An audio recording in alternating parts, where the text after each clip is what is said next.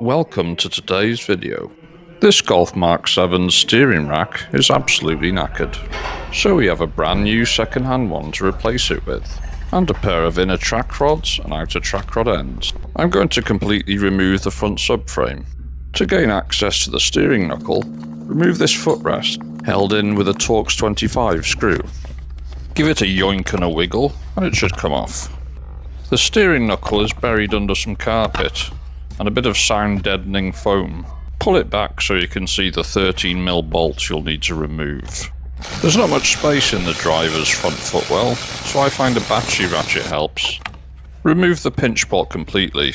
You should now be able to lever the universal joint off the top of the steering rack. Activate the steering lock in the straight ahead position. I noticed something a bit queer with the driver's side front drop link. It seems to have been rubbing against the chassis. I think it's been installed incorrectly. Let's check the other side. This one points inward towards the engine. The other side should point inwards towards the engine too, but it doesn't. So it's been fitted incorrectly in the past. I'm going to change it because it's been damaged. Remove the nut attached to the anti-roll bar and the one on the shock absorber. You can see where this one's been rubbing. It's actually rubbed away a lot of the metal.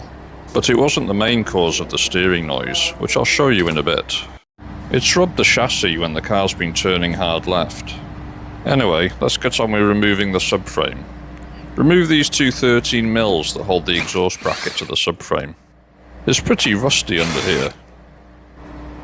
Now remove the two 16mm bolts that hold the bottom engine mount to the gearbox. You don't need to completely remove the lower engine mount. The bolts are different lengths, so be careful when reinstalling them. Now get rid of these 16mm nuts that hold the bottom ball joint onto the lower arm. They look pretty rusty. I'm hoping one doesn't snap. Uh-oh. Looks like I'll be ordering a new bottom ball joint. Try and maneuver the lower arm off the studs. Sometimes they yank out by hand, otherwise use a bar. Make sure the studs are clear. You don't want them snagging when you go to lower the subframe. Buzz off both track rod ends. They're usually 18mm. I didn't even need a hammer to get this one out. And here's the cause of the steering noise. The rack has a lot of play. All the grease had dried up and it looks like water has got in. But yeah, this rack definitely needs replacing. Before you loosen the main subframe bolts, you'll need to support the subframe with a gearbox jack. There's only 4 bolts that hold the subframe to the chassis. They all have an 18mm head. The rear bolts also go through a bracket with two 13mm bolts. Access to the front subframe bolts is through a hole in the lower arm. You'll need an extension.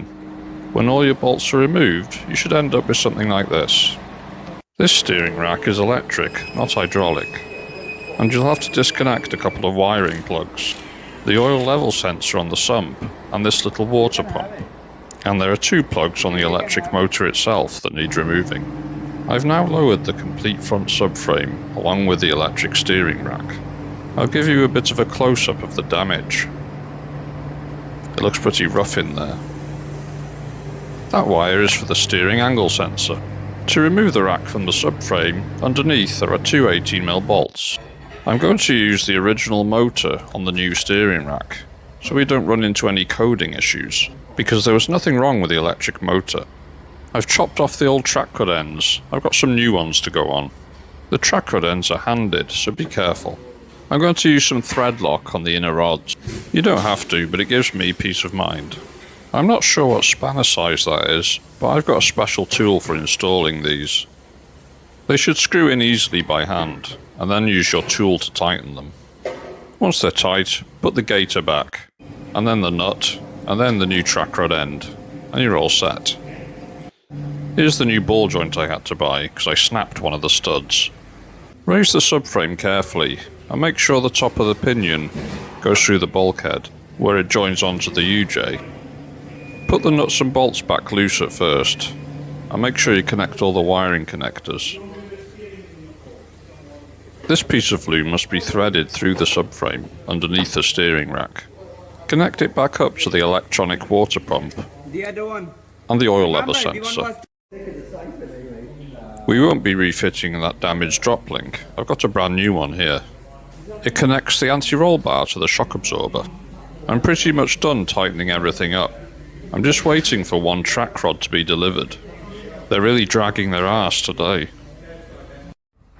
After putting the steering knuckle back, I'm going to reinitialize the steering angle sensor. Because I use the original motor, I don't need to fanny about coding anything. To reinitialize the steering angle sensor, turn the wheel full lock to the left, and then to the right, and then back to the middle.